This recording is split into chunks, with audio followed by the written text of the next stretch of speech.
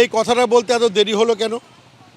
এই কথাটা বলতে দেরি হলো কেন? আমরা তো প্রথম থেকেই বলছিলাম যে ওনাদের যিনি এখন মুখপাত্র কল্যাণ ব্যানার্জি বড় বড় কথা বলছেন, উনি নিজে আপনাদের সামনে দাঁড়িয়ে বলেছিলেন যে নেত্রী রক্তের সম্পর্ক চান না কর্মীদের চান। যদি রক্তের সম্পর্ক চান তাহলে আমরা আর নেই, আর যদি কর্মীদের চান ওনার সঙ্গে আছি। ওই কথাটা তো আমরা বারবার নেত্রীকে বলার চেষ্টা করেছি। নেত্রী তার রক্তের সম্পর্ক চাইনি, তাই আমরা কর্মীদের নিয়ে আমরা একত্রিত হয়ে আমরা মূল তৃণমূলটা করছি। এটা তো বলার অবকাশ থাকে না। ভেঙে খান খান কালীঘাট তৃণমূল, বিদ্রোহীদের চ্যালেঞ্জ ছুড়লেন অভিষেক বন্দ্যোপাধ্যায়। আপনারা দলে ফিরুন, আমি ইস্তফা দেব। আপনারা দলে ফিরে এলে 1 ঘন্টার মধ্যে ইস্তফা দেব বলছেন অভিষেক বন্দ্যোপাধ্যায়। তারা যদি বলে যে দলের এই পারফরমেন্সের জন্য বা পরাজয়ের জন্য অভিষেক বন্দ্যোপাধ্যায় দায়ী হয়, তাহলে 24-এ যে তৃণমূল কংগ্রেস 29টা আসন পেয়েছে তার কৃতিত্বও আমার। যদি ডিসক্রেডিট আমার হয়, হারে, তাহলে জেতার সময় ক্রেডিটও আমার। আর যাদের আমাকে নিয়ে সমস্যা তাদেরকে অনুরোধ করব যে মানুষ বোকা নয়। আজকে 18 তারিখ, আপনি 19 তারিখ আসুন, 20 তারিখ আসুন, 21 তারিখ আসুন, যবে আসার আসুন, আজকে চলে আসুন। আপনারা ফিরে আসুন, আমি 1 ঘন্টার মধ্যে ইস্তফা দিয়ে দিচ্ছি। কেউ আসবে না। ডিল হচ্ছে ওদিকে যাও, অভিষেক ব্যানার্জিকে গালাগালি দাও, তোমাকে বেঁচে থাক, তোমাকে বাঁচিয়ে রাখবো, ইডিও ধরবে না, সিবিআইও ধরবে না।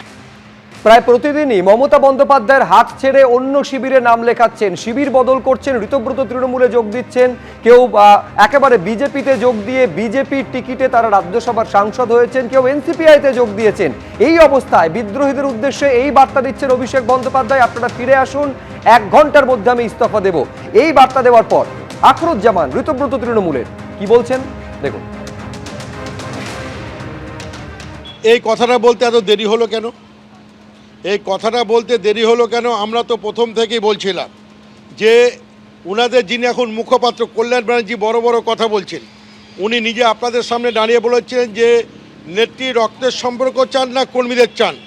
যদি রক্তের সম্পর্ক চান তাহলে আমরা আর নেই, আর যদি কর্মীদের চান ওনার সঙ্গে আছি। ওই কথাটা তো আমরা বারবার নেত্রীকে বলার চেষ্টা করেছি।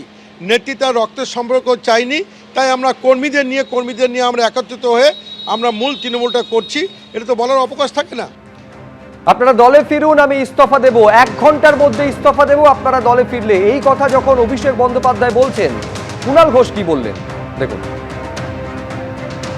অভিষেক বন্দ্যোপাধ্যায় স্পষ্ট বলেছেন যে যারা মনে করছেন আমাকে নিয়ে সমস্যা তারা ফিরে আসুন, সেই সাংসদ বিধায়করা 1 ঘন্টার মধ্যে আমি ইস্তফা দিচ্ছি। এটা তো অভিষেক বন্দ্যোপাধ্যায় বলেছেন।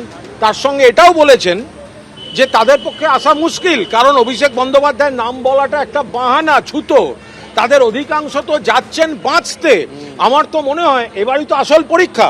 তো যারা এখন অভিষেক ছুতো করছিলেন অথচ ফিরবেন না, প্রমাণ হয়ে যাবে তারা কিন্তু অন্য কিছুর জন্য ওদিকে গেছেন আর সেখানেও বুলি আওড়াচ্ছে।